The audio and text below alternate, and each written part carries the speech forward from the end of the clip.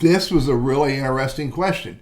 If you block somebody and then someone you're connected with shares their content, will you see that blocked person's content in one of your connections' shares?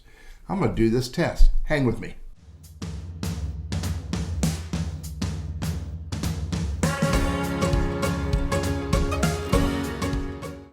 Here's a lady named Christina. Don't know her. I'm just going to use her profile for the sake of this conversation here.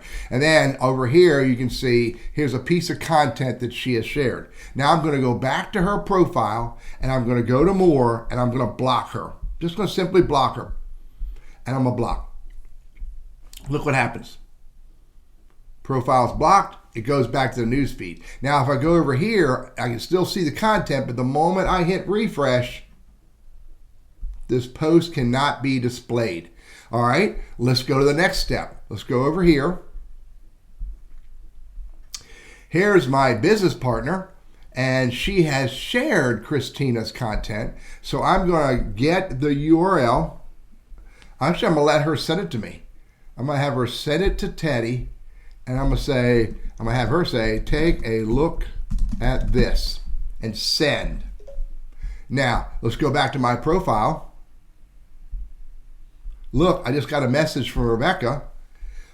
Boom. This post cannot be displayed. When we go to Rebecca's profile, let me go to her activity. Where's her activity? Right here. All activity. Oh, really interesting. It shows it from a month ago. Shows it from a year ago. Does not show the post that she just did 4 minutes ago because I have blocked the lady who made that post. So there's the answer to the question. If you block somebody and somebody you are not blocking shares their content, or comments on it or replies on it, you will not be able to see the content they shared, the content they commented on, or the content they replied on. I'm Teddy, your LinkedIn strategist, trainer, and coach, and I hope this is helpful for you. By the way, I have to go back and unblock that lady.